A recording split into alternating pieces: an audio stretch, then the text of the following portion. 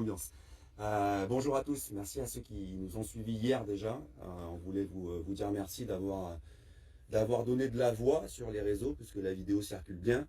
Et comme va nous l'expliquer le collectif avec qui on est aujourd'hui, comme on dit, la culture est une arme, armons le peuple. Mais ils le diront mieux que moi d'ici quelques minutes. Donc aujourd'hui, en ce dimanche, on reste dans la même thématique qu'on vous avait annoncé depuis vendredi. On est toujours sur la thématique du Covid-19, de la Covid-19 et de ceux qui ont envie de s'exprimer d'une autre manière.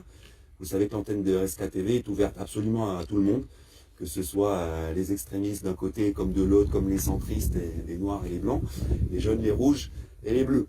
Aujourd'hui, donc, on va recevoir le collectif Réinfo Covid NC, en la personne de Gaël Ouéry, qui est avec moi, et de Madame Legal Brigitte, qui est avec moi également.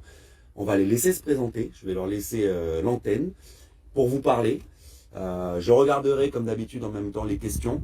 L'occasion aussi pour moi de vous dire qu'on n'a pas pu répondre à toutes vos questions avec Martine Cornaille, mais elle reviendra, on va essayer de la faire revenir d'ici la semaine prochaine, puisque le sujet est tellement vaste. Hier on a dégrossi pour toute notre population et toutes nos petites mamans et nos papas qui sont un peu partout. On n'est pas rentré dans le gros technique du sujet, mais on n'hésitera pas à le faire. On va monter crescendo d'ici la semaine prochaine et on va parler un tout petit peu plus technique et scientifique, on va dire. Voilà, donc je vous présente, on va commencer par Gaël qui est à côté de moi. Je vous présente Gaël Ouéry. Bonjour Gaël. Bonjour David, bonjour la toile. On te laisse te présenter personnellement déjà. Personnellement, d'accord. Donc je m'appelle Gaël Ouéry, je suis citoyenne de Nouvelle-Calédonie et de la planète Terre. Je suis de formation masseur kinésithérapeute et accompagnatrice en santé globale depuis un peu plus d'une quinzaine d'années aujourd'hui. Et voilà, je me sens juste surtout aujourd'hui dans ma position de maman et de citoyenne pour venir m'exprimer aujourd'hui devant vous. Merci Gaël de cette brève présentation. On va les faire Voilà. Brigitte également se présenter personnellement. Oui, bah écoutez, bonjour David, bonjour la toile également. Donc moi je m'appelle Brigitte Legal, je suis docteur en pharmacie et j'ai effectivement moi aussi une position aujourd'hui à la fois de professionnelle de santé mais également de citoyenne calédonienne. J'ai des choses à dire, je me suis investie dans ce collectif parce que je veux faire entendre la voix des citoyens au travers de la mienne.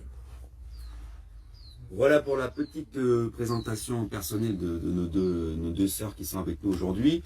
On va rentrer dans le vif, on va parler du collectif maintenant. Tu peux nous présenter un petit peu le collectif Réinfo Covid NC, Réinfo Covid tout court, puisqu'il existe en métropole aussi également. On va te laisser le présenter. Voilà, donc on s'appelle Réinfo Covid NC. On est là aujourd'hui pour vous parler de ce collectif qui est de cette antenne qui s'est montée ici en Nouvelle-Calédonie, mais qui est en lien avec un collectif qui s'appelle Réinfo Covid France, entre guillemets, même s'il ne s'appelle pas France.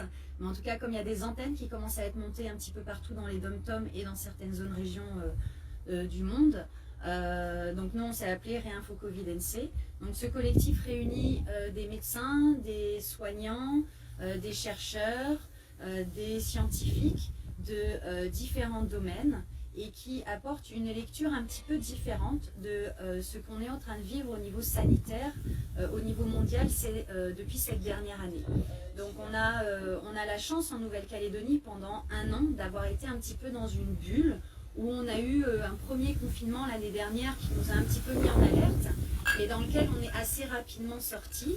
Et les politiques qui ont été menées nous ont permis d'être dans notre bulle, mais qui était un petit peu une bulle illusoire, puisque à un moment donné, on savait bien que ces bulles, elles allaient éclater. Et c'est ce qui s'est passé. Il y a donc maintenant, il me semble que c'était le 7 ou 8 mars que l'information est tombée.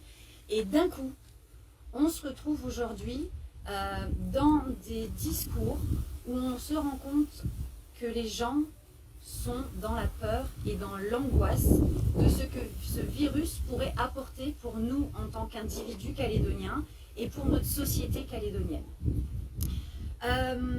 Quoi dire d'autre pour présenter le collectif?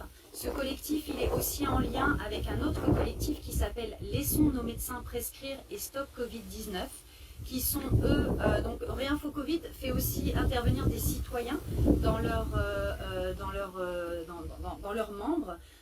Laissons nos médecins prescrire, eux c'est vraiment que des chercheurs, que des médecins, que des scientifiques qui ont décidé de créer le Conseil de santé libre, on va dire un peu à l'opposé, mais en souhaitant avancer un discours différent que ce que le Conseil scientifique français, sur lequel on base aujourd'hui, en tout cas sur laquelle la politique de santé sanitaire calédonienne se calque énormément aujourd'hui, pour dire qu'il y a une autre lecture à cette crise. Il y a une manière de voir différemment les choses et que les chiffres et le matraquage d'informations quotidiennes et permanentes est déjà très très anxiogène pour nos esprits et en plus n'est peut-être pas la vraie réalité, ou en tout cas une réalité complète auquel on veut bien nous donner accès.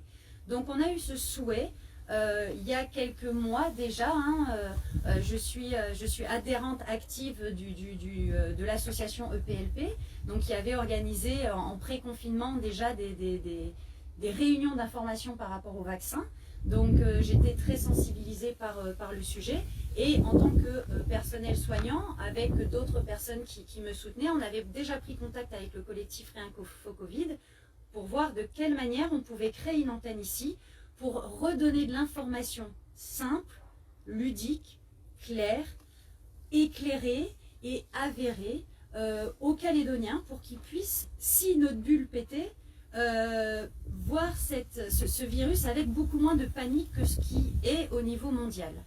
La bulle a pété, on s'est retrouvé il y a 10 jours avec des discours et avec des politiques de confinement qui génèrent aujourd'hui, que ce soit autant chez les enfants, chez les personnes âgées, que chez les citoyens lambda, une réelle peur et angoisse de qu'est-ce qui se passe, on va tous mourir, il est hyper dangereux. Aujourd'hui, on voudrait dire aux Calédoniens qu'il y a un autre discours possible et d'autres manières d'aborder cette situation. Merci Gaëlle, donc vous avez plusieurs chevals de bataille, est-ce que j'ai cru comprendre? Oui. On va peut-être commencer par celui qui vous tient le plus à cœur en ce moment. Je vous laisse en parler de quel est le premier cheval de bataille. La question, ce serait plutôt ça. Quel est votre grand dossier en ce moment, votre grand chantier? Alors déjà, notre grand chantier, c'est de redonner une voix aux Calédoniens, de redonner la possibilité aux Calédoniens de poser des questions qui leur tiennent à cœur et d'avoir des réponses de personnes, de professionnels, d'études qui pourraient venir élargir, étayer un petit peu leur capacité de réflexion par rapport à tout ça et aussi d'éveiller leur esprit critique de certaines lectures qu'on a de cette soi-disant crise planétaire qui existe aujourd'hui. Brigitte, d'un point de vue scientifique, je vais dire entre guillemets, le premier cheval de bataille de l'arrivée dans ce collectif. Alors moi personnellement, j'ai quelques points qui me tiennent à cœur parce que je sais qu'en plus de par ma profession, ce sont des questions que les gens se posent. Le problème des masques et du confinement, mais aujourd'hui, ça c'était un petit peu au début de mon investissement, mais aujourd'hui, le principal cheval de bataille, c'est cette frénésie vaccinale qui s'est emparée de la Calédonie et qui nous amène dans un goulet d'étranglement dans lequel je voudrais que les Calédoniens ne rentrent pas sans avoir toutes les informations à leur disposition. On entend un discours aujourd'hui qui est unique et je suis vraiment très contente que vous nous donniez la possibilité d'avoir une autre voix, de pouvoir faire entendre autre chose.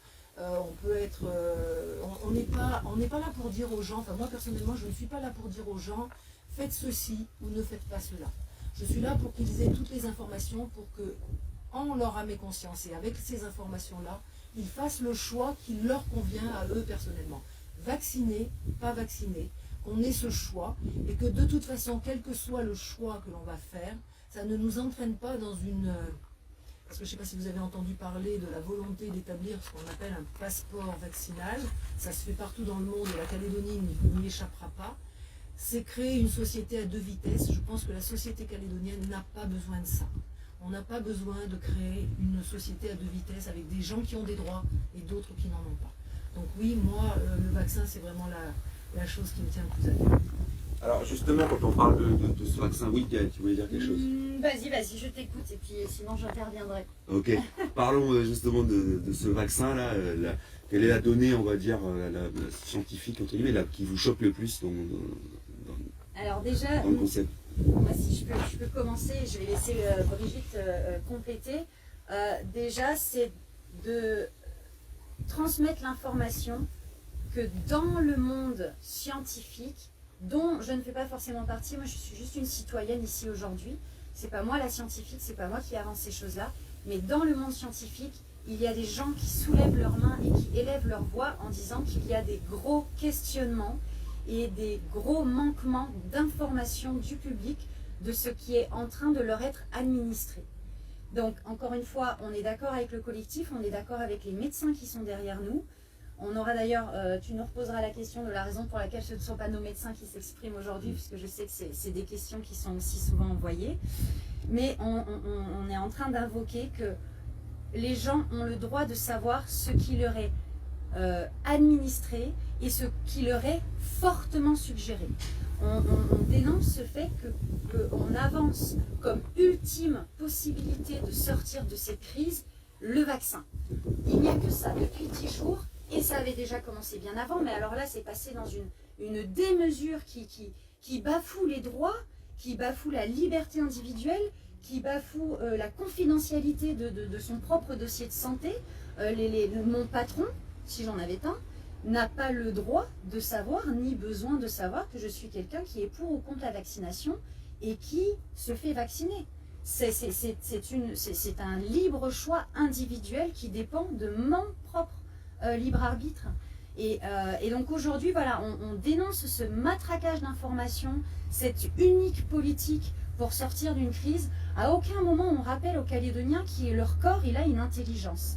À aucun moment on rappelle aux Calédoniens que ce corps, qui a une intelligence depuis la nuit des temps, a une capacité, si on lui donne un tout petit coup de main, d'augmenter encore plus ce potentiel, en faisant des choses qui en plus ne sortent pas d'études scientifiques, qui sont juste des questions de bon sens.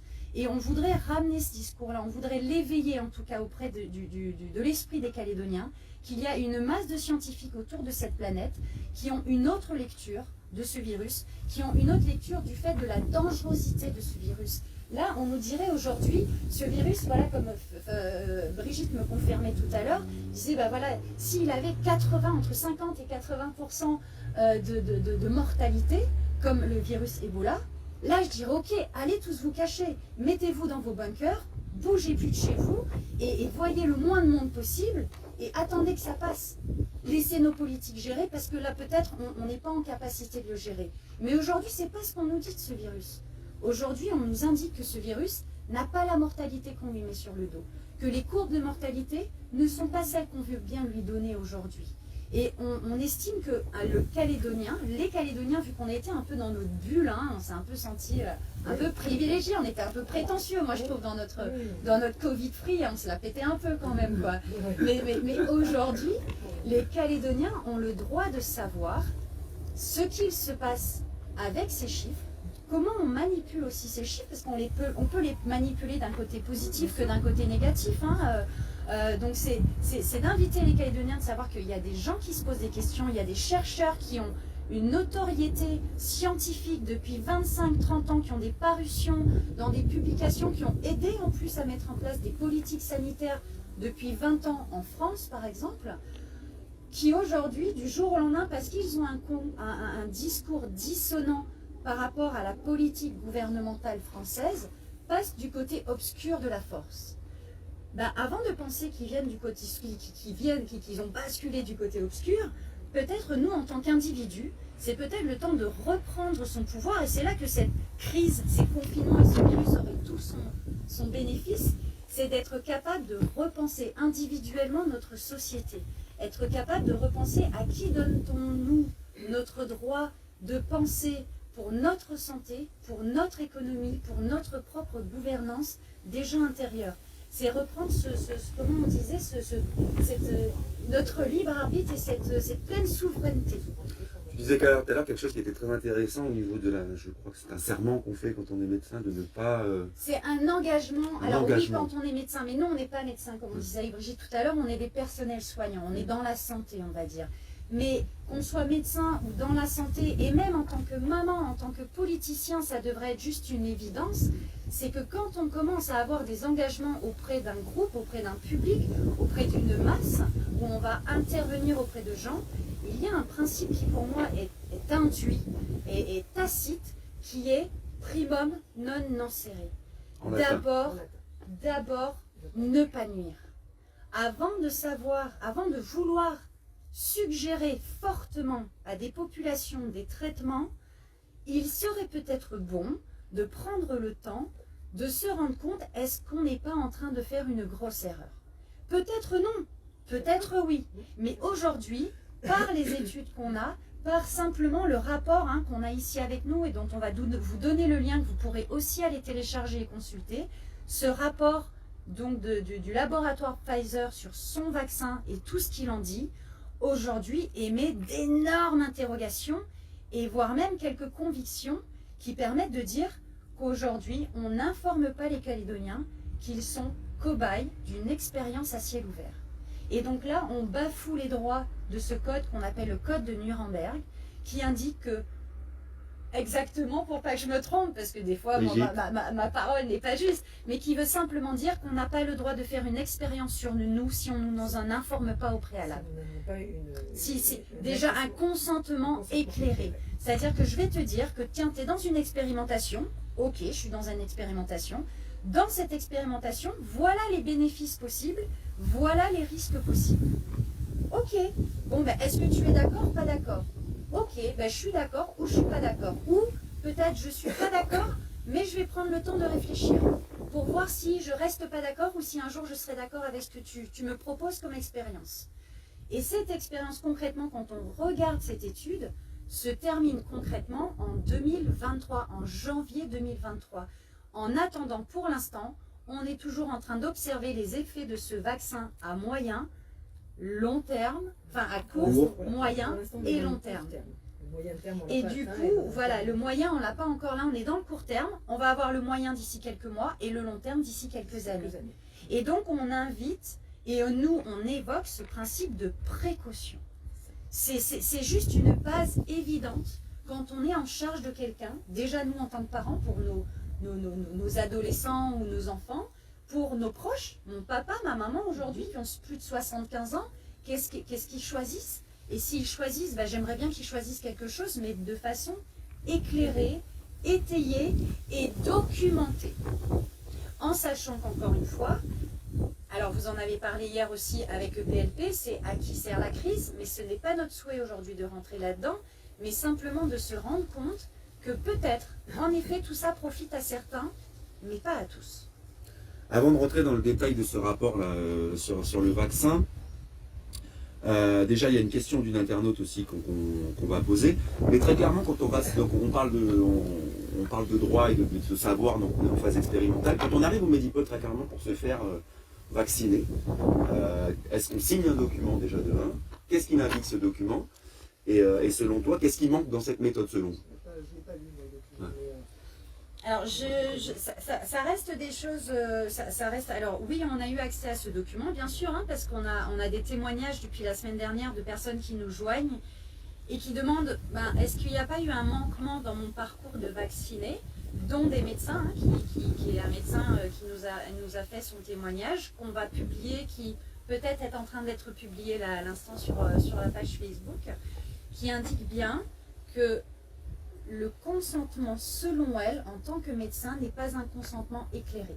C'est-à-dire qu'on ne donne pas toutes les informations qu'aujourd'hui sont accessibles, en plus par un rapport, c'est pas même des choses cachées, c'est vraiment des choses qui sont accessibles au grand public. Ces choses accessibles au grand public ne sont pas indiquées dans les minutes qui précèdent la mise en œuvre de cette vaccination dans la matière, la réalisation de cette injection. Dans le document aussi que les personnes signent avant leur vaccination, dans ce document de consentement à la vaccination, il n'y a aucune possibilité de rétraction juste avant l'injection. Enfin, il y a une des dames qui nous a contactés en disant que une fois qu'elle a eu sa vaccination, en fait, elle nous a dit qu'elle n'avait pas compris qu'elle avait le droit de ne pas le faire. Parce que quand elle s'est retrouvée face au document, il y avait juste cette incitation au oui. Mais pas cette possibilité de « vous avez le droit de prendre le temps de réfléchir au vu des éléments que vous venez de recevoir ». C'est un droit qu'on a de recevoir cette information et c'est un devoir en tant que citoyen de le réclamer. C'est très clair. Une petite question justement qui nous vient d'une internaute et qu'on va poser, donc on remercie d'avoir posé. Esther, la question, est-ce que le protocole de soins au Medipôle repose toujours sur le traitement des symptômes? Si oui, pourquoi nos médecins traitants ne peuvent-ils pas nous prendre en charge? Brigitte. Ça, c'est effectivement c'est une vaste question. Oui, le traitement, la base du traitement au Medipôle est une base de traitement symptomatique, donc on traite les symptômes. Maintenant, il faut savoir que des traitements existent, mais qu'ils sont systématiquement refusés. Et aujourd'hui, ce qu'il faut savoir, c'est que si effectivement, ce qui est le cas, on est en phase expérimentale sur ce vaccin, s'il existait des traitements médicamenteux, on ne pourrait pas être dans une phase expérimentale. Donc, il semblerait que tous les traitements médicamenteux soient systématiquement refusés. On peut parler de l'hydroxychloroquine dont on parle depuis plus d'1 an, qui est un médicament qui n'était pas du tout utilisé pour le Covid, bien évidemment, avant qu'il n'apparaisse. C'est un médicament qui existe sur le marché depuis 60 à 70 ans, qui n'a jamais provoqué d'effets secondaires graves, mais il faut en prendre pendant des années pour que ça se déclare. Et puis des millions de gens ont été traités avec ce médicament, qui était utilisé contre le palu. Il y a aussi un traitement pour le lupus. Enfin, il y a des Calédoniens qui prennent de l'hydroxychloroquine depuis des années pour des lupus ou pour autre chose. Ce traitement-là, qui a été trouvé par l'IHU de Marseille et qui a prouvé son efficacité à l'IHU de Marseille, comme on en dise, n'est pas accepté à l'utilisation en France et par essence en Calédonie maintenant. C'est la même chose pour l'ivermectine. L'ivermectine dont les études prouvent une efficacité extraordinaire sur le Covid dans les premiers temps. L'hydroxychloroquine, c'est pareil. Dans les premiers stades de la maladie, quand on atteint des stades beaucoup plus avancés, c'est complètement différent. Mais dans les premiers stades de la maladie, ces deux molécules sont extrêmement efficaces. L'ivermectine, il semblerait même encore plus. Mais l'ivermectine, c'est un antiparasitaire qui est utilisé contre la gale. Mais ces deux molécules n'ont pas reçu l'autorisation du gouvernement français et des autorités sanitaires, et quand je dis français, j'extrapole à la Calédonie, n'ont pas reçu l'autorisation d'être utilisées, ce que l'on appelle, nous, hors AMM, c'est-à-dire en dehors de l'autorisation de mise sur le marché. Quand un médicament est mis sur le marché, il est mis pour une indication donnée, ou une ou quelques indications données. Si on prescrit ce médicament en dehors de ces indications, on peut le faire, ça existe, ça a toujours existé, c'est même comme ça que la médecine avance, c'est empirique. On s'aperçoit qu'un médicament qui était pour telle pathologie, on s'aperçoit qu'on peut l'utiliser pour autre chose.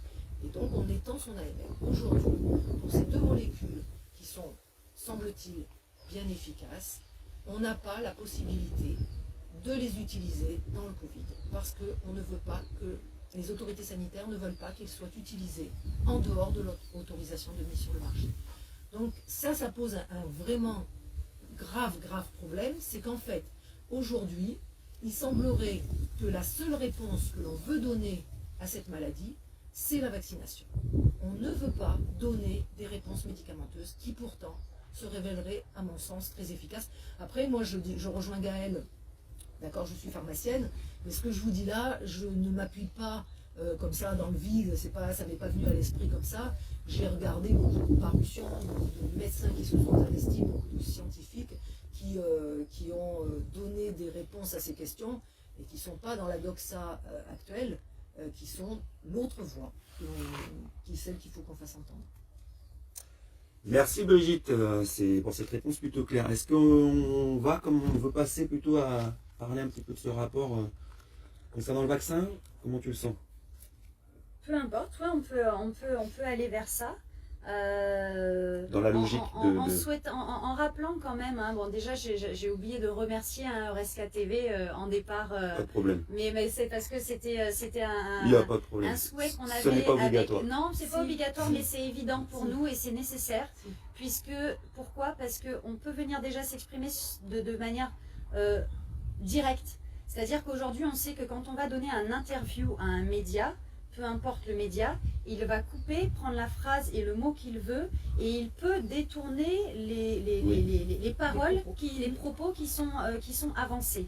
Aujourd'hui, Euresca, vous nous donnez la possibilité de nous exprimer en direct, et en plus avec la possibilité de gens qui peuvent intervenir en direct, Ça, c'est notre souhait, parce que notre souhait, c'est quoi? C'est d'établir un lien entre les soignants, oui, mais surtout entre citoyens. Parce que entre citoyens, déjà, entre nous, on peut déjà apprendre beaucoup, on peut déjà s'informer entre nous, on peut s'encourager, on peut se rassurer, on peut prendre de la mesure dans ce qu'on est en train de nous présenter. Et déjà, entre nous, dans nos communautés, s'investir de ça serait un petit peu notre devoir aujourd'hui face à ce qui est en train de se passer au niveau mondial. Donc on avait un vrai souhait de remercier Merci. ça, parce que on peut dire ce qu'on veut dans n'importe quel monde, c'est pas donné à tout le monde. Et aujourd'hui on se rend compte, pour avoir contacté certains médias de la place, que pour l'instant on ne souhaite pas nous donner la parole. Certains ont bien voulu, mais avec des conditions qu'on n'a pas acceptées, puisque ça ne nous aurait pas permis de prendre le temps de présenter correctement le collectif, en plus avec ce qu'on va appeler nos détraqueurs, nos trolls, ces personnes qui aiment bien en permanence remettre tout en question. Et c'est très intéressant, parce que si on ose se mettre aussi face au grand public, là, c'est qu'on n'attend pas qu'il n'y ait que des effets, enfin des retours positifs de la part des gens. On souhaite l'aspect critique, on souhaite que les gens remettent en question ce qu'on avance, parce que c'est ça qui fait avancer la vérité, c'est ça qui fait avancer le discours, qui va nous permettre de choisir des politiques qui vont être adaptées à un espace en particulier, à une population en particulier. C'est comme quand on soigne une maladie, on ne soigne pas une maladie, on soigne une personne. Et c'est pour ça qu'on demande qu'il y a ce collectif en France qui s'est monté, qui s'appelle « Laissons nos médecins prescrire ». Pourquoi ? Parce que c'est nos médecins qui connaissent nos tableaux cliniques, c'est eux qui connaissent notre passif. Donc c'est eux qui vont être capables et être aptes de dire, dans ce souhait que nous, on souhaite mettre en avant, qui est une prise en charge précoce des symptômes, voire une prise en charge préventive, ça veut dire renforcer le système immunitaire des Calédoniens de toutes les manières possibles qu'il existe, et on en sait qu'il y en a beaucoup, c'est d'avoir la capacité que nos médecins gardent cette liberté de prescrire ce qui est bon pour leurs patients. C'est eux qui connaissent leurs patients. C'est eux qui savent quel type de pathologie ils ont derrière, quelle comorbidité ils ont. Est-ce que c'est des simulateurs de symptômes? Parce qu'on sait, des fois, on a des personnes qui arrivent, ils ont un tout petit mal de tête. Oh, j'ai mal à la tête.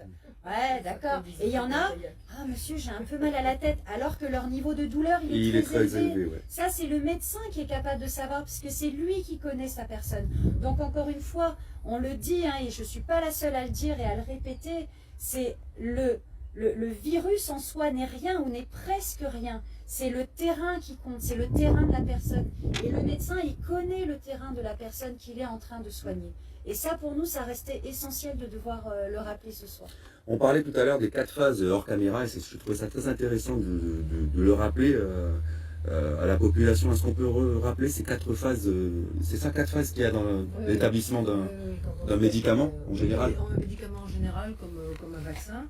Il y a effectivement 4 stades, donc les 2 premiers stades qui sont lorsqu'on est en train de mettre au point le vaccin. Les stades qui nous intéressent le plus sont la phase 3, ce qu'on appelle la phase 3, qui est en fait l'évaluation des bénéfices par rapport au risque que présente soit ce médicament, soit ce vaccin. On nous dit aujourd'hui que le vaccin, le seul auquel on est accès ici en Calédonie, qui est le vaccin du laboratoire Pfizer, qui s'appelle Comirnaty, il a un nom un peu bizarre, et il serait la phase 3 serait terminée. Et ensuite on passe à la phase 4, qui est une phase de post-commercialisation, c'est-à-dire après la commercialisation du vaccin ou du médicament. On continue à étudier ce qu'il donne, ce qu'il donne en population générale, et c'est donc effectivement la phase 4. Nous, on nous dit qu'effectivement on est en phase 4 puisque le vaccin a été commercialisé. Aujourd'hui, ce vaccin est bien effectivement commercialisé et on nous dit être en phase 4, ce qui est un petit peu tendancieux. Parce que si on prend le cas, j'ai entendu des médecins sur un plateau télé récemment parler des médicaments et passer un peu sous silence la différence qu'il y a entre la mise sur le marché d'un médicament en temps ordinaire et faire un peu un amalgame avec la mise sur le marché de ce vaccin en particulier qui me semblait un petit peu tendancieux. C'est-à-dire qu'en fait, un médicament met un certain nombre d'années avant d'arriver sur le marché. On passe par des tas d'expérimentations sur les animaux, sur ensuite les humains. Ça met à peu près 7 ans un médicament pour arriver sur le marché. Un vaccin, c'est aussi très long en règle générale avant d'arriver à être donné au grand public, en population générale. Dire qu'aujourd'hui, avec le vaccin Pfizer, enfin le vaccin, l'injection génique Pfizer, on est dans le même cadre, me semble un petit peu s'avancer. Aujourd'hui, on a, depuis qu'on a commencé les injections de ce vaccin, un recul de 2 mois, 3 mois. Donc on n'est pas du tout dans une phase longue où on se serait donné le temps de voir ce que ce vaccin donnait, de voir ce qu'il était en train de produire sur la population. On a vraiment accéléré l'utilisation. Et quand on voit la façon dont on essaie aujourd'hui de non seulement de passer à une vitesse démesurée la vaccination, ça me semble très problématique.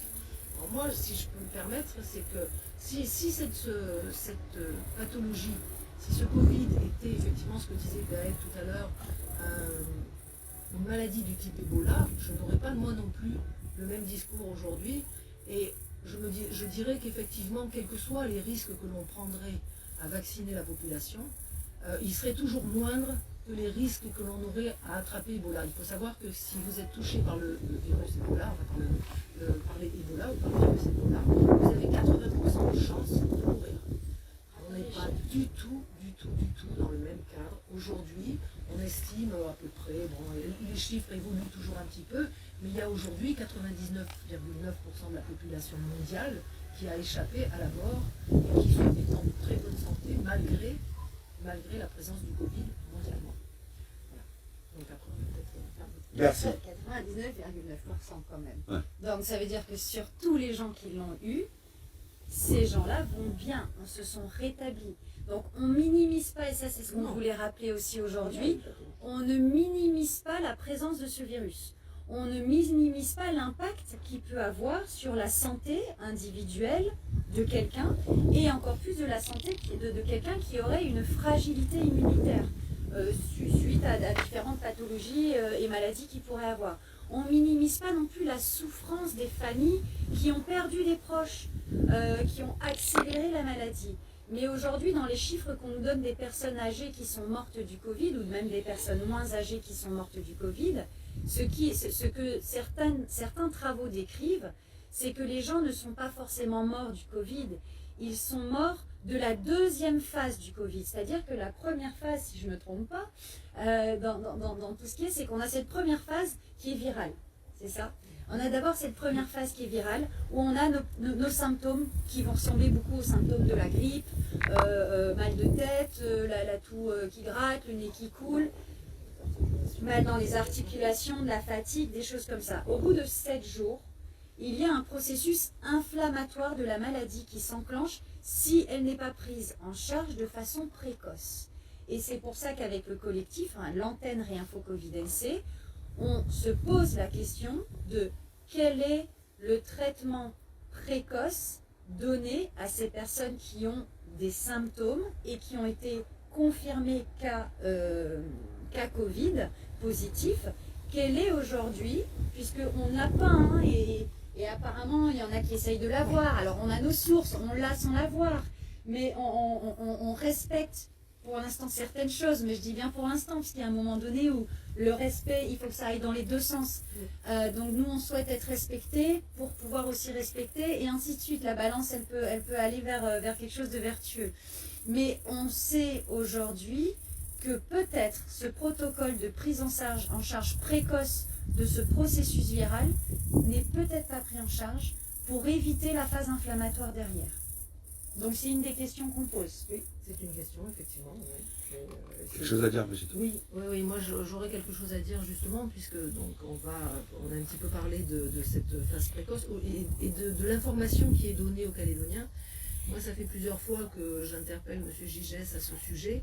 Je voudrais, et ça fait partie de la philosophie qui est la mienne, de remettre un petit peu les Calédoniens dans une phase beaucoup moins anxiogène, beaucoup moins dans la peur qu'ils y sont.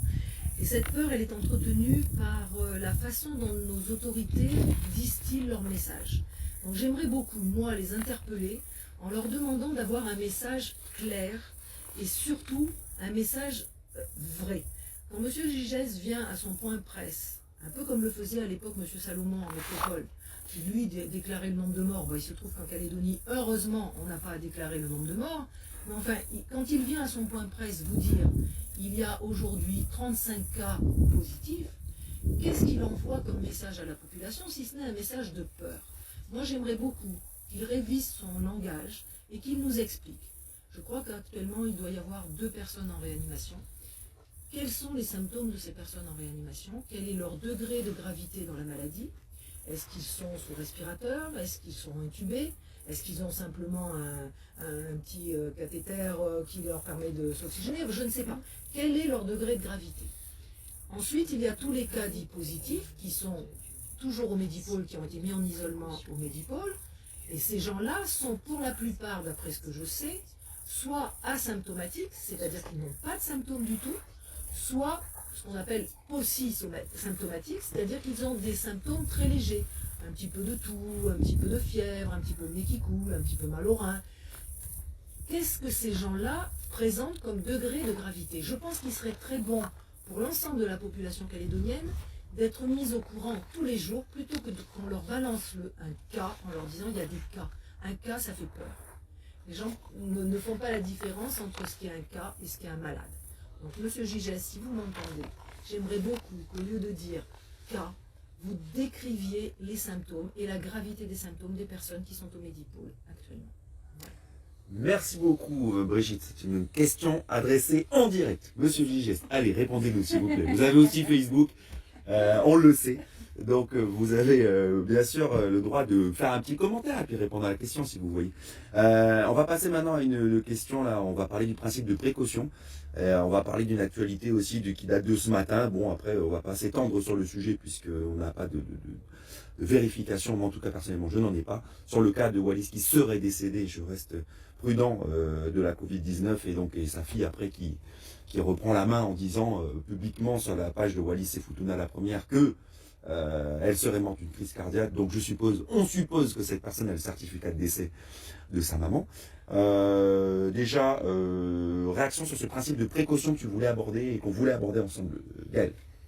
Oui, voilà, alors ce principe de précaution, il vaut pour plusieurs choses, mais là, par rapport à cette information qu'il y a eu, j'ai envie de faire le parallèle aussi avec ce vaccin AstraZeneca qui a été commercialisé en France et dont aussi les autorités françaises ont beaucoup appelé les gens à aller se faire vacciner, en invoquant quoi au départ comme discours? Allez-y, il n'y aura pas de souci, vous êtes en sécurité, ce vaccin a été vérifié, il n'y a pas de souci, allez-y, faites-vous vacciner. Et puis petit à petit, il y a un pays qui se rend compte qu'il commence à avoir des soucis, donc il le retire du marché, puis un deuxième, et puis un troisième. Et la France a dû se résoudre à elle aussi le retirer du marché par principe de précaution.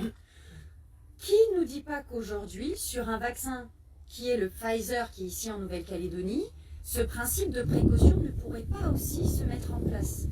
On nous avance, et des fois même j'entends nos médecins avancer des choses qui me glacent le dos, et pourtant je ne suis pas scientifique, je ne suis pas chercheur, mais qui me glacent le dos dans des certitudes qu'ils ont par rapport à la thérapie exacte utilisée. Donc vous en avez parlé aussi avec PLP, qu'on aimerait un jour parler un peu plus en détail, mais on ne peut pas parler de tout en une fois. Sur ce principe de précaution d'une thérapie dont on ne connaît pas encore ses conséquences sur le génome humain. Donc il y a un principe de précaution. Donc les personnes en charge et vous citoyens, avant d'aller vous vacciner, même si je sais qu'il y a plein de Calédoniens qui souhaitent beaucoup retourner, voyager, je sais que c'est une des choses qui fait que certaines personnes me disent « Ah bah allez, moi de toute façon je vais me vacciner, peu importe des effets secondaires, comme ça je pourrais retourner voyager ». Ouais, bon, bah c'est dommage. Déjà, quel est l'intérêt aujourd'hui de mettre sa santé en péril pour avoir la possibilité en plus d'aller dans des pays qui vont aussi avoir des mesures restrictives importantes? Mais c'était pas là où je voulais m'étaler, c'était vraiment sur ce principe de si on pouvait juste pour le temps d'un instant freiner cette politique incessante, matraquante. Je suis désolée, aujourd'hui, quand on entend que le vice-rectorat envoie un courrier aux instituteurs et aux enseignants pour leur dire, excusez-moi, je vais faire des raccourcis, mais on a dit que sur RSK, on était sans langue de bois, mais en gros, c'est si vous vous vaccinez pas, vous êtes les grands criminels de nos enfants, ils ne pourront pas retourner à l'école. Les écoles ne réouvriront pas à cause de vous. Mais quel discours donne-t-on aux Calédoniens? Quel libre arbitre leur donne-t-on? Quel choix leur donne-t-on pour sortir de cette crise? Là, on insuffle des discours de peur, d'angoisse, d'infantilisation, où on dit en gros aux gens, vous êtes bêtes, nous on sait mieux que vous pour vous et pour votre santé, donc vous posez pas trop de questions, alors suivez tout ce qu'on vous dit. Et bien nous on dit aux gens, vous n'êtes pas bêtes, vous avez des capacités, votre corps il a une intelligence, et bien renseignez-vous. Et si vous pensez ne pas avoir cette capacité de pouvoir discerner le vrai du faux, et bien rapprochez-vous de gens qui vous paraissent assez lucides pour aller chercher des informations justes, ou en tout cas qui vous permettraient d'avoir un avis différent. Et quand on a un avis différent, comme on dit toujours quand quelqu'un il est en face à une décision de vie importante, qu'est-ce qu'on lui conseille? Pose le pour et le contre. Là, oui. On ne peut pas poser le pour et le contre. On ne nous donne pas le contre, on nous donne que le pour. On nous donne que le pour. Donc nous, aujourd'hui, on invite vraiment à ce principe de précaution. On a eu l'exemple sur le marché de plein de Pfizer aujourd'hui. Il a combien, on disait hier Martine, je crois qu'elle le précisait, il y a 2,3 milliards Pfizer est de toute façon un laboratoire qui pose problème. C'est un laboratoire, il faut quand même le savoir, il faut quand même que les Calédoniens sachent à qui ils ont affaire. Après, il va peut-être développer une injection génique qui sera particulièrement efficace, tant mieux.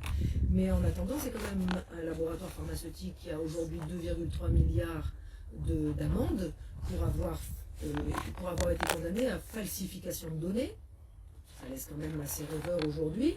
Falsification de données, c'est aussi un laboratoire, il faut savoir qu'aujourd'hui, il est encore en procès avec la Cour suprême du Nigeria pour avoir donné à des enfants un médicament sans avoir averti personne. Il y a quand même 11 enfants qui en sont morts. Donc la Cour suprême du Nigeria a porté plainte contre le laboratoire Pfizer. Donc moi personnellement, j'ai un peu coutume de dire que si un escroc notoire vient me proposer un placement lucratif, je vais regarder à 2 fois avant d'accepter. Donc effectivement, moi le laboratoire Pfizer, j'ai un gros... je ne suis pas au sein du laboratoire, mais c'est vrai que ce principe de précaution, je l'applique aussi à qui me donne la thérapie qui soi-disant va éviter que je tombe malade. Donc, voilà. Moi j'établis aussi le principe de précaution à ce niveau-là. Je vois le rapport, Brigitte, de Pfizer sur tes genoux et je vois de la couleur rose. Et des notes. Et des notes. Est-ce qu'on pourrait jouir de ta petite analyse? Et puis en même temps, on va rappeler aux internautes où trouver aussi ce rapport. Donc en fait, vous pouvez trouver ce rapport, vous tapez sur Internet vaccin Pfizer BioNTech et vous allez avoir plusieurs possibilités. Vous cherchez celle qui porte l'intitulé Vidal. Vidal, c'est un livre qui, pour nous les pharmaciens, est une bible, pour les médecins aussi, mais surtout pour nous les pharmaciens, qui reprend toutes les monographies et tous les médicaments qui sont dans notre pharmacopée et qui sont en France délivrés à la population. Donc le Vidal a fait une analyse un peu synthétique en reprenant l'étude de Pfizer BioNTech et de la FDA, qui est la Food and Drug Administration aux États-Unis, qui étudie elle aussi également et qui donne son avis lorsqu'un médicament ou un vaccin est mis sur le marché. Donc cette étude, elle date, l'étude de Pfizer date du 8 décembre 2020, elle a été complétée quelques jours après, vers le 15 décembre. Donc en fait, si vous voulez, il donne des informations sur le déroulement de leur étude, ce qu'ils ont constaté sur les vaccins. Donc ils ont constaté effectivement une chose très intéressante sur cette vaccination, qui est la vaccination parce que c'est une injection génique, c'est pas spécialement une vaccination parce que ça ne fonctionne pas réellement comme un vaccin. Mais donc ils ont constaté 2 choses très intéressantes, c'est qu'après la première injection, il y avait 52% d'efficacité de ce vaccin, et après la seconde injection, on arrivait à 95% d'efficacité, ce qui a été dit sur toutes les antennes, qu'on entend depuis des mois, le vaccin Pfizer a une efficacité de 95%. Certes, c'est vrai, ça fait partie de leur analyse, ça fait partie de ce qu'ils ont, et que la Food Drug Administration n'a pas du tout remis en cause.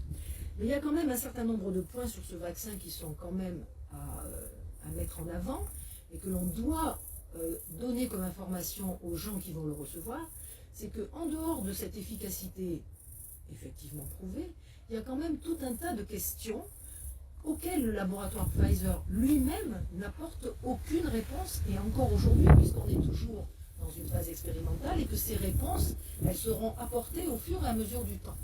Alors certes, on est aujourd'hui dans des effets secondaires, on va parler des effets secondaires dans un premier temps, on peut avoir accès aujourd'hui à des effets secondaires de faire attention, c'est-à-dire qu'on vient de faire l'injection, dans les semaines qui suivent, des choses peuvent se mettre en place. Il y a effectivement des gens qui se mettent à faire un Covid, ils ont de la toux, mal partout. Je rappelle quand même à ces personnes qu'elles doivent exiger de leur médecin vaccinant qu'il fasse une déclaration de pharmacovigilance. C'est-à-dire que lorsque vous êtes après vaccination, vous constatez qu'il y a quelque chose qui se passe qui n'est pas normal dans votre corps, vous avez le devoir, vous, d'aller informer votre médecin, mais vous allez le faire parce que vous allez vouloir qu'il vous soigne, mais lui, il a l'obligation de le signaler. Ça s'appelle la pharmacovigilance et ça permettra justement d'avoir une vision de ce que sont ces effets secondaires. Ça, ce sont les effets secondaires de court terme. On aura dans quelques mois les effets à moyen terme et on aura dans quelques années, ce que disait Gaël, les effets à long terme. Ce qui se passe avec ce vaccin, c'est qu'on a tellement peu de recul. Moi, j'ai entendu toujours pareil de la part de médecins sur des plateaux télé. Je les ai entendus dire qu'effectivement, pourquoi ce vaccin avait été mis si rapidement sur le marché, c'est parce qu'il y avait énormément de laboratoires pharmaceutiques qui avaient investi dans cette recherche, c'est vrai. Il y avait énormément d'argent qui avait été déversé pour cette recherche, c'est vrai également. Mais je suis désolée, moi, de mon bon sens, bon sens paysan, on va dire, quand on me parle d'un effet à court terme, c'est effectivement dans quelques semaines, à moyen terme, au bout de quelques mois, qu'on ait mis beaucoup d'argent dans cette recherche ne changera pas que les effets secondaires de moyen terme, on ne les verra que dans 6 mois. C'est pas parce qu'on a investi énormément d'argent que ça va raccourcir le temps des effets à moyen terme. Et les effets à long terme, c'est encore pire. Je veux dire, c'est pas parce qu'il y a énormément d'argent déversé sur la recherche de ce vaccin que les effets à moyen terme et à long terme vont être raccourcis. C'est toujours quelques mois et c'est toujours quelques années. Et ces effets-là, on ne les connaît pas. Et le laboratoire lui-même est incapable de nous les décrire, puisqu'il n'a pas fait les études au préalable qui permettraient, lorsqu'ils l'ont mis sur le marché, d'avoir tout ce recul nécessaire. Il n'y a pas de recul. Mais il y a autre chose. J'entends aussi beaucoup, et ça me dérange énormément, et c'est pour ça que je veux remettre quand même un peu les pendules à l'heure. On entend beaucoup dire que cette vaccination va empêcher les gens d'avoir une forme grave du Covid. Alors je voudrais juste lire ce que dit cette étude, pour prévenir. Cette efficacité semble se maintenir à travers divers sous-groupes évalués selon leur âge. Bon, ça c'est un peu technique.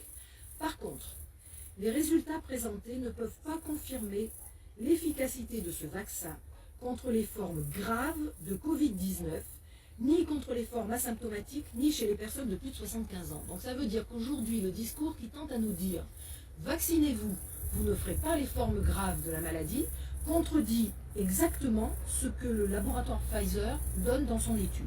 Ne peuvent pas confirmer l'efficacité de ce vaccin contre les formes graves de Covid-19. Ensuite, il y a, en dehors de ça, moi ça je le relève parce que c'est quelque chose que j'entends et qui me fait bondir. Ensuite, il y a encore énormément de questions que se pose le laboratoire lui-même.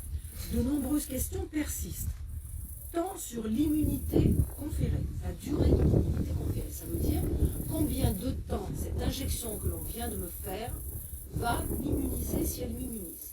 Est-ce que c'est 3 mois? Est-ce que c'est 6 mois? Est-ce que c'est 7 mois? Est-ce que c'est 1 an? Est-ce que je vais être obligé de me refaire vacciner tous les 6 mois, tous les 3 mois, tous les ans? Pour l'instant, le laboratoire n'y répond pas. Est-ce qu'elle est protectrice sur les personnes les plus à risque de formes sévères? Est-ce qu'elle est efficace sur la transmission du virus par les personnes vaccinées? C'est-à-dire qu'aujourd'hui, on n'est pas sûr que les personnes vaccinées ne vont pas quand même transmettre ce virus. Ce qui explique que dans les pays où la vaccination est massive, dans beaucoup de pays, pas tous, les gens sont encore obligés de porter le masque et d'avoir une certaine distanciation. Il y a la liberté derrière, quoi. C'est ça. C'est pas la liberté que l'on croit. Pas le passeport pour la liberté. Pas vraiment. Non, c'est pas le passeport de la liberté. Les questions relatives à l'efficacité, je vous le lis, parce que qu'on ne dise pas que c'est moi qui extrapole, je vous lis ce qui ressort de cette étude. Les questions relatives à l'efficacité qui demeurent en suspens. La persistance de la protection obtenue dans le temps. L'efficacité parmi les populations vulnérables aux formes graves. Ça nous concerne particulièrement parce que la Calédonie est un pays où il y a énormément de gens qui ont des comorbidités avec des pathologies lourdes. Et donc effectivement, là, il faut vraiment qu'on se pose des questions sur la façon de protéger ces gens-là. L'efficacité chez les personnes ayant des antécédents de Covid. Comment vont réagir les gens qui ont été en contact avec le SARS-CoV-2? Comment, après la vaccination, vont-ils réagir à cette vaccination? Ça, c'est une question que se pose le laboratoire. Parce que dans les contre-indications, je me permets de compléter juste ça, dans les contre-indications sur le site du gouvernement de la Nouvelle-Calédonie, il y a écrit, donc dans la contre-indication, c'est pas de vaccination si vous avez contracté le virus dans les 3 mois qui ont précédé. Mais on ne le sait pas vu qu'il y a des formes asymptomatiques. Donc comment aujourd'hui on peut affirmer que toi demain si tu vas te faire vacciner, tu n'es pas en ce moment porteur sain? C'est ça. Vu qu'on ne teste pas tous les gens qui se font vacciner avec le test PCR pour savoir s'ils sont Covid positifs. Donc ça c'est écrit sur le site du gouvernement de Nouvelle-Calédonie. C'est ça. Donc je poursuis. L'efficacité chez les enfants et les moins de 16 ans. L'efficacité contre les formes asymptomatiques, on ne sait toujours pas comment ça va réagir. L'efficacité contre les formes graves, ça je l'avais dit, et l'effet sur la mortalité. L'efficacité contre les effets à long terme des infections acquises malgré le vaccin. L'efficacité sur la transmission du virus en cas de contamination d'une personne malgré le vaccin. Et bon, après, il nous parle du futur de cette efficacité. Il faut relever autre chose, qui est un peu plus loin dans l'étude, c'est que le laboratoire Pfizer a quand même émis des recommandations pour que les femmes enceintes ne soient pas vaccinées et pour que les femmes qui devront être vaccinées aient quand même une contraception parce qu'ils ne savent pas quel va être l'impact de la vaccination et sur les bébés lorsqu'elles sont enceintes et sur les femmes en âge de procréer, sur leur fertilité. C'est un vaste sujet. Moi, je ne suis pas généticienne, je ne suis pas scientifique pour pouvoir débattre de ce point-là, mais je pense que c'est important que le débat soit ouvert, justement, et que les gens sachent qu'il y a des interrogations et qu'on ne va pas se jeter dans la gueule du loup sans avoir regardé si le loup avait des dents. Voilà. Et s'il avait faim, si éventuellement il avait faim derrière. J'engage tous les Calédoniens à se renseigner, à savoir si effectivement ils ne vont pas se jeter dans la gueule d'un loup qui a beaucoup de dents. Et qui a très très faim. Sur cette belle métaphore, merci Brigitte d'avoir un petit peu parlé de ce rapport. Donc comme disait Gaël en début de l'interview, un de leurs grands chevals de bataille, c'est surtout s'informer. S'informer autrement et se documenter. Donc ce rapport, il est accessible et Gaël mettra le lien sur la vidéo. Vous aurez le lien. Gaël, on va maintenant parler de la transmission du virus. Et qu'est-ce que vous demandez? Qu'est-ce que le collectif Réinfo, qu'il soit national ou local, demande en termes de transmission du virus, d'outils, de liberté, de masque pas masque? Qu'est-ce qu'on fait? Qu'est-ce qu'ils souhaitent? D'accord. Alors, donc sachant que EuresK TV nous a fait savoir qu'on aurait le droit de revenir nous réexprimer encore, hein, parce qu'aujourd'hui, encore une fois, on va tourner autour de tout ça globalement, mais sachant que chaque chose dont on a parlé, on peut encore aller un peu plus dans le zoom de ces informations. Nous, ce qu'on souhaitait aujourd'hui au nom du collectif avec Brigitte, c'est déjà rappeler à une notion de bon sens en termes de gestes hygiéniques. On n'aime pas le mot geste barrière, puisque on est conscient que les mots utilisés ont un impact sur notre manière de voir le monde. Donc quand on dit barrière, c'est déjà on met nos barrières par rapport aux autres. On se coupe de nos liens sociaux, on met des masques, on ne peut plus voir nos expressions, on ne peut plus voir le sourire des gens éventuellement en extérieur.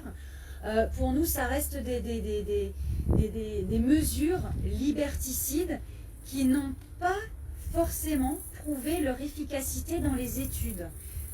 Brigitte soulevait des points que je vais la laisser soulever par rapport au masque, parce qu'elle a beaucoup plus de capacité de l'exprimer que moi.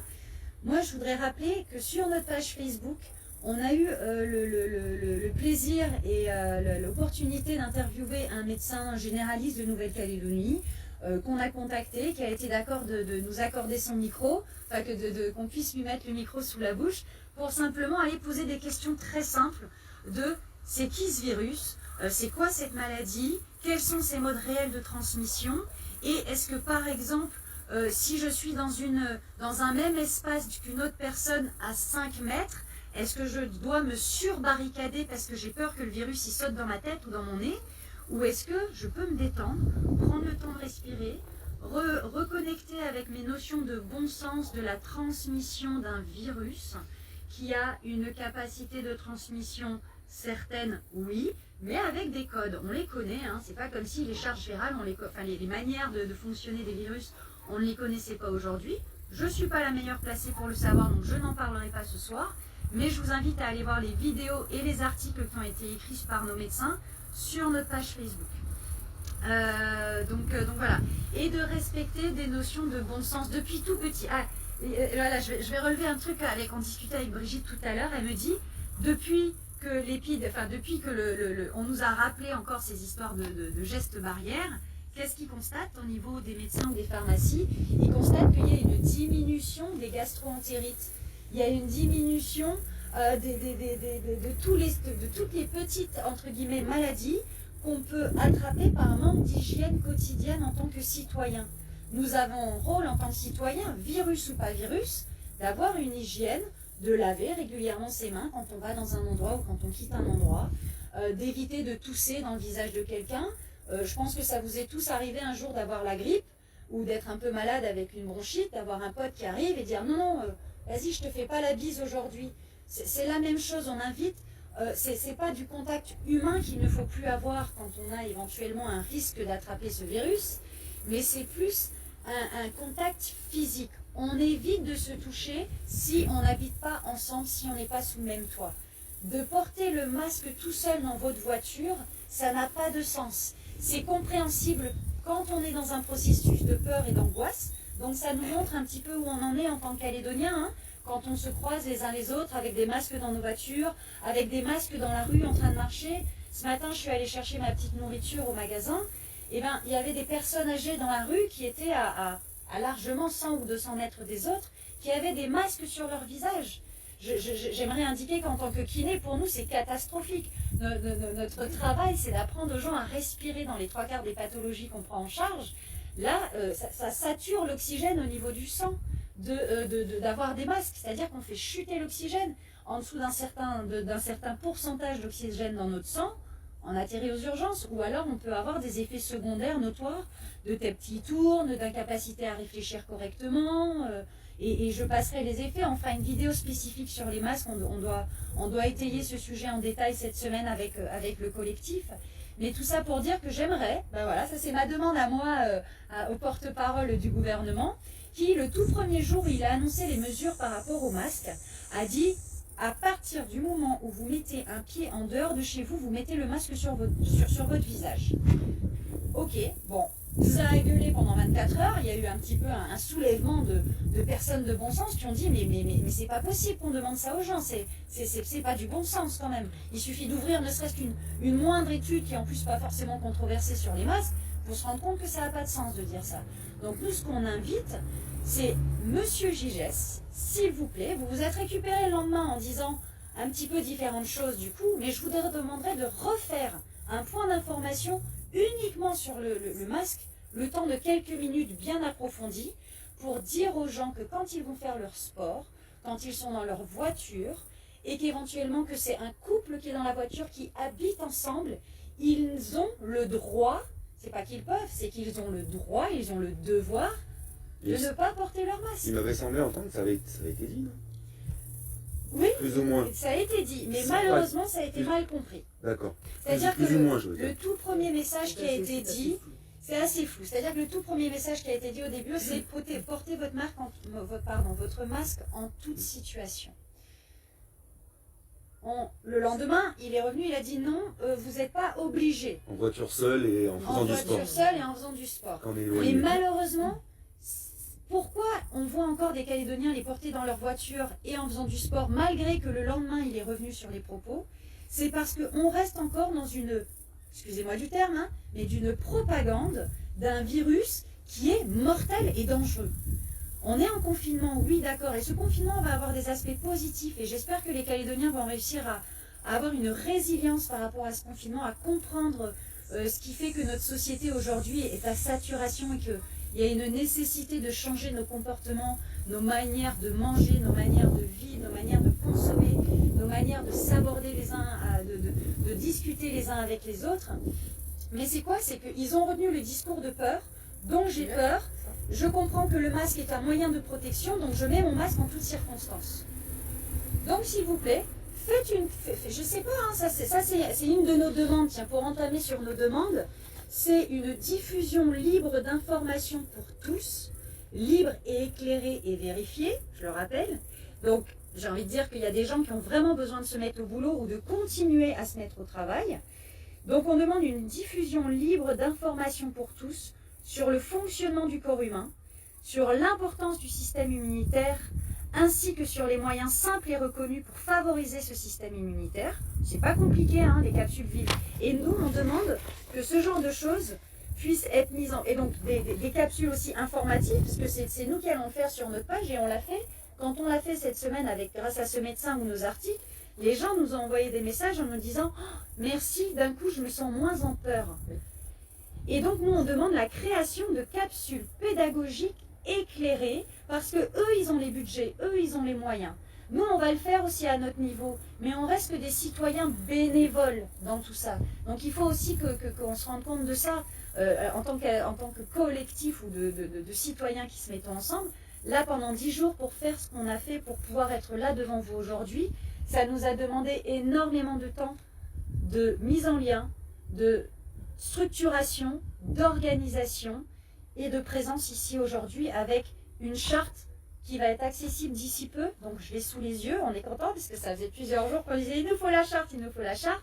Pourquoi? Parce qu'il y a pas mal de gens qui entendent parler de nous et qui souhaiteraient nous soutenir ou nous rejoindre en disant on est là parce qu'on a une vision similaire à la vôtre. Donc on a une charte qu'on va pouvoir envoyer par mail. Vous allez pouvoir, sinon éventuellement, la télécharger sur Internet si j'arrive à trouver être assez technicienne Facebook pour le faire, pour que les gens viennent lire ce qu'on demande et de dire ok, nous on vous soutient passivement ou activement, mais surtout anonymement ou pas. Parce que, un peu là, c'est ça.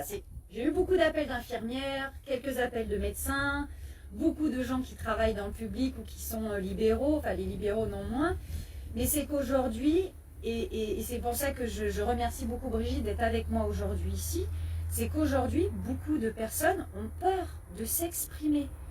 Dans une société calédonienne comme la nôtre, où on est un petit peu, déjà on était une bulle certaine par rapport à ce virus, mais on est dans un endroit privilégié, avec des ressources privilégiées, un espace privilégié, on n'a pas cette capacité ou ce droit de liberté d'expression par peur des représailles.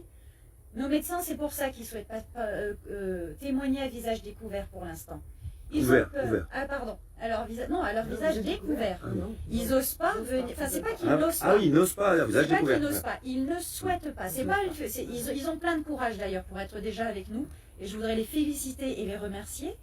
Mais ils n'osent pas venir témoigner à visage découvert parce qu'ils ont peur de l'impact que ça pourrait avoir sur leur profession, sur leur lien social avec les gens qui sont dans la même profession qu'eux, mais aussi sur la décrédibilisation qu'on pourrait faire de qui ils sont en tant que médecins. Et ils pourraient malheureusement passer du côté obscur de la force. Et ce n'est pas leur souhait. C'est des personnes de bon sens qui se sont formées. Donc pour l'instant, messieurs, dames, vous nous avez réclamé de savoir qui sont les médecins qui nous soutiennent. Ça arrive, ça va venir.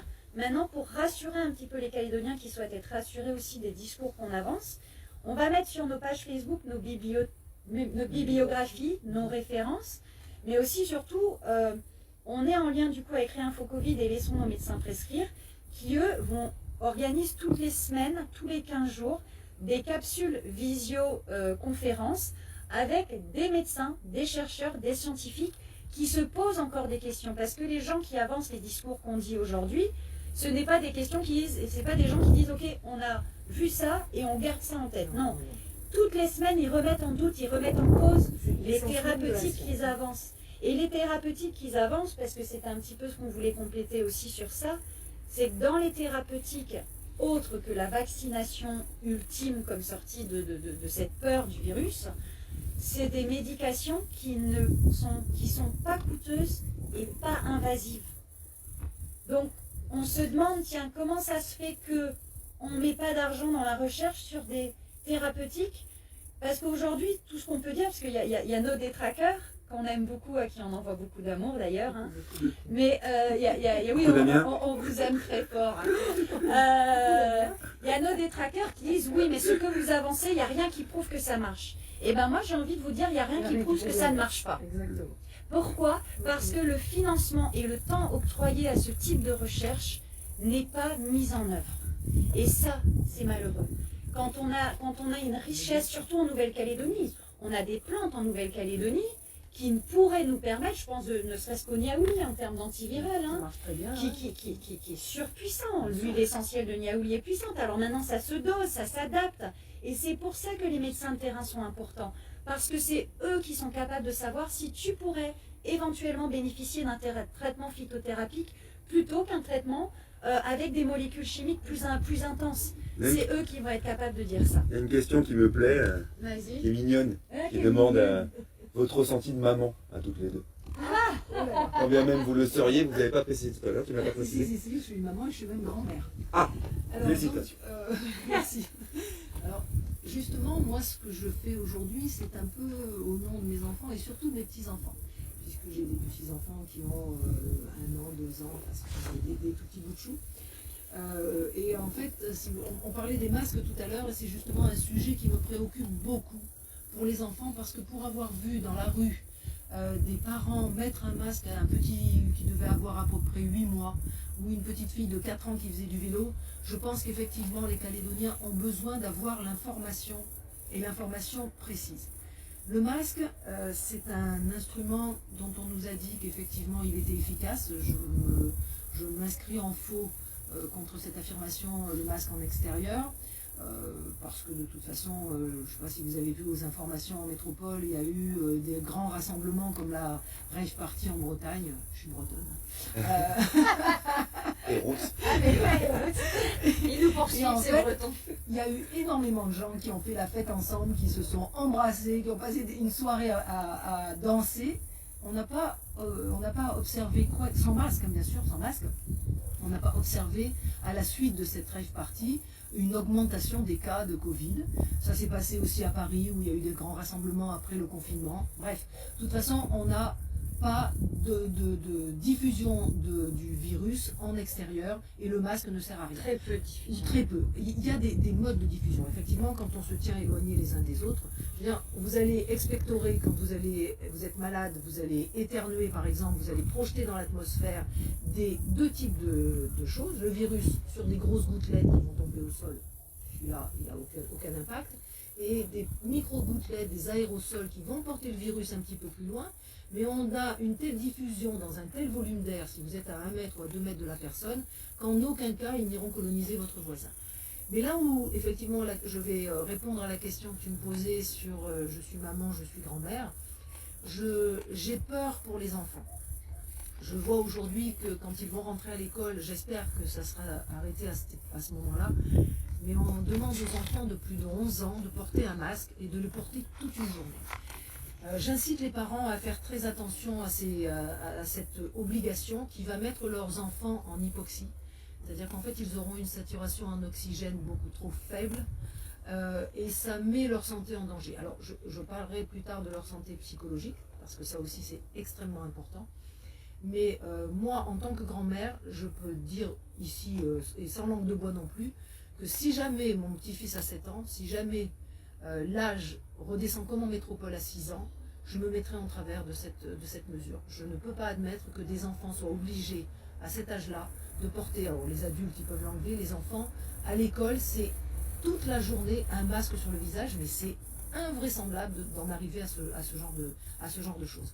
Donc j'invite les parents à être très très vigilants sur l'utilisation du masque sur leurs enfants quand ils rentreront à l'école. Voilà. Merci Brigitte de votre ressenti de maman. Un ressenti de maman aussi pour... on va pas tarder d'ailleurs À clôturer. à rendre l'antenne aux autres pages qui ont envie de eux aussi parler. Je peux Mais je donner un t'écoute. poil d'appui sur mon avis de maman. Évidemment. Hein, parce De- que tu nous as donne-nous- demandé à toutes les deux. alors Oui, je oui, veux oui, bien. j'allais te Parce le que demander j'ai deux aussi. tout petits bouts. Bien Et sûr. surtout, je voulais partager le témoignage Bien d'une sûr. amie qui m'a contactée il y a quelques jours, qui s'est présentée dans une grande surface que je nommerai pas, mais qui l'ont obligée, si elle voulait rentrer dans le magasin avec ses enfants, dont sa petite a 1 an et demi, son grand a 8 ans, il voulait obliger cette maman à mettre des masques sur les enfants pour rentrer dans le magasin. C'est une atteinte à nos droits, c'est une atteinte à nos libertés. Et dans une c'est une hérésie en fait de pouvoir demander à une maman de faire ça pour rentrer dans un magasin. Un bébé d'1 an et demi à qui vous lui mettez un masque, on est très curieuse avec Brigitte, une fois qu'on lui met un oxymètre sur le bout du doigt, de savoir au bout de combien de minutes la saturation en oxygène va commencer à diminuer et au bout de combien de temps ça devient dangereux pour la santé du cerveau de l'enfant. Donc j'ai envie de dire aux Calédoniens, s'il y a des lieux où vous allez en Nouvelle-Calédonie, ils n'ont pas le droit de vous forcer à mettre un masque à vos enfants, déjà s'ils n'ont pas au-delà de 11 ans pour l'instant, parce que malheureusement c'est la loi, et s'il vous plaît parents, minimisez au maximum le port du masque de ces enfants. Ensuite, par rapport à cet avis de maman, parce que je pense que si je suis là, c'est surtout dans cette position-là aujourd'hui, c'est que le premier jour du confinement, ma petite est rentrée, je suis rentrée du travail, et dans ses yeux, j'ai vraiment pu lire une chose, c'est « ça y est, les autres sont à nouveau un risque et un danger pour ma personne ». Quand on a parlé avec elle, elle ne me l'a pas dit mot pour mot comme ça, mais moi en tant que maman, c'est ce que j'ai compris. Et là, ça m'a fendu le cœur, en me disant que pour un tout petit virus comme celui-là, qui a son impact, qui a son importance, qui a sa nécessité de gestion, mais on est en train de traumatiser des enfants, de la peur de l'autre, de la peur de celui qui ne fait pas comme nous. Et ça, c'est un droit fondamental en tant que maman que j'ai envie de défendre. Comme ça, demain, quand ma gamine elle aura 18 ans, et qu'elle verra peut-être l'état de notre société, qui sera, j'espère, meilleur, hein, elle pourra soit nous dire merci, soit elle pourra ne pas nous en vouloir parce qu'on aura essayé un jour en tant que parents de nous soulever et de dire non, on n'est pas d'accord parce que ça n'a pas de sens. Merci Gaëlle. On dit toujours sans langue de bois, je sais toujours ma petite phrase, notre petite phrase chapeau, mais là au moins avec vous, le chapeau prend encore bien tout son sens comme hier avec Martine. Eh bien, on va la toile laisser un petit mot de la fin pour chacune. Et puis se dire au revoir. Brigitte, si tu veux nous dire un petit mot de la fin, quelque chose que tu as envie de dire à la toile qui te vient par la tête, peace and love ou autre. Ce que je veux vous dire à tous, c'est reprenez vos esprits, reprenez votre libre arbitre, arrêtez de vivre dans la peur, réfléchissez à ce qu'est votre vie, à ce qu'est ce virus, à ce qu'on vous demande de faire. N'allez pas, n'obéissez pas systématiquement, soyez maître de vous-même. Voilà, et allez vous renseigner. Voilà, n'ayez pas peur surtout. Moi, pour cette fois-ci, ce serait utiliser votre esprit critique, utiliser votre capacité d'humain qui est capable de réfléchir, qui est capable de remettre en question des lois qu'on lui impose, pas pour être révolutionnaire ou résistant, mais pour mettre du sens à tout ça, de pourquoi on accepte des choses qui parfois pourraient être néfastes pour nous. Dans une des demandes qu'on a avec le collectif, et donc je vais le lire pour être sûr que je n'oublie rien dedans, ce qu'on demande, c'est le rétablissement de nos libertés individuelles et de nos droits humains fondamentaux, libre d'expression, libre de circulation et de déplacement, libre du port du masque adapté, d'accord, quand on est en proximité dans un espace fermé, avec des mesures bien définies par rapport à ce port du masque, donc du port du masque adapté et raisonné, une liberté du choix thérapeutique de la part de la personne et une liberté vaccinale sans condition, sans donner accès à vos données de santé, à votre patron ou à d'autres personnes. Donc, je vous invite à nous rejoindre, ou en tout cas, même si vous n'êtes pas en accord avec tout ce qui a été dit, même si vous émettez des doutes sur ce qu'on dit, à venir donner et poser vos questions sur notre page Facebook qui s'appelle Cultivons l'optimisme, informer autrement, que vous pouvez trouver sur Facebook. On va y mettre des articles, des capsules vidéo et on fait un appel à ceux qui le souhaiteraient parce qu'on sait que la chose la plus néfaste qui existe aujourd'hui pour notre santé, c'est la peur et le stress. On sait aujourd'hui que quand on développe du stress et de la peur, on inhibe les capacités de notre corps à s'auto-guérir et à se réguler. Donc, et on sait aussi que pour sortir du stress et de la peur, il faut s'informer et aussi il faut se livrer. En tout cas, il y a une invitation à livrer nos émotions, à livrer nos sentiments, à comment on se ressent dans l'instant. Donc on a sur notre bannette Facebook, on a une adresse mail à laquelle vous pouvez nous envoyer vos témoignages. Déjà de comment vous vivez cette situation aujourd'hui, comment vous allez la vivre si demain le confinement s'arrête. Et surtout, c'est dans le cas où vous avez été témoin de pression hiérarchique au niveau professionnel par rapport à ce vaccin. Si vous avez été témoin d'effets secondaires, que ce soit pour vous ou vos proches, qui ont pu être constatés par des médecins, ou alors si vous avez été témoin de failles ou de grands manquements de droits humains dans votre parcours de vacciné, vous pouvez nous envoyer un petit mail. En objet, vous mettez témoignage et on a un bénévole qui est prêt à recevoir vos mails et qui en reçoit déjà depuis début de semaine. Et voilà, donc je vous remercie beaucoup, Oresca. Voilà, on est on est plein de gratitude de votre présence. Surtout, on a cette gratitude que vous nous ayez laissé du temps dans l'expression. On n'est pas des personnes publiques, on n'est pas des personnes qui ont l'habitude de nous exprimer devant des écrans. C'est toujours un peu impressionnant de se dire que derrière, il y a des gens qui nous regardent, des gens qui nous aiment, des gens qui nous aiment pas. Donc voilà, c'est un stress entre guillemets. En tout cas, c'est un trac. Et donc on vous remercie beaucoup pour cette libre parole. Merci beaucoup. On vous recontacte très prochainement. Et les Calédoniens, restez informés, continuez à diffuser de l'information, à vous renseigner, restez solidaires. Et puis on voulait mettre un petit message quand même par rapport à ce fait que ne permettons pas à ce virus d'être utilisé pour créer de la discrimination raciale dans nos sociétés. On est une société océanienne faite de tellement de cultures différentes qui sont tout aussi enrichissantes les unes que les autres. Donc plutôt que de les voir pour nous diviser, est-ce qu'on peut les voir pour se magnifier en tant que peuple, pour émerger quelque chose de plus intelligent et de plus magnifique, d'un peu plus magnifique que ce que nos politiques pensent qu'on est envers nous. Nous, on s'aime en Océanie. Et ce discours, on avait envie de le poser pour terminer notre interview. Merci Gaëlle, merci Brigitte d'avoir été avec nous. Je vous ai publié à l'instant la page Facebook de Réinfo Covid NC. Donc si vous voulez vous les rejoindre, si le discours vous convient, on va dire, eh bien allez cliquer sur j'aime. Merci aux plusieurs centaines de caméras qui se sont connectées ce soir et surtout hier également. Merci, on voit que vous partagez déjà beaucoup. Voilà, donc moi je dis souvent, passe le message à ton voisin, c'est comme ça qu'on aura un petit peu plus de pouvoir, entre guillemets, et de juste s'entendre, de pouvoir s'écouter, s'informer tous entre nous. On parlait d'amour, voilà, nous on vous aime tous, on vous aime beaucoup. Passez un excellent fin de dimanche et à bientôt. Tata.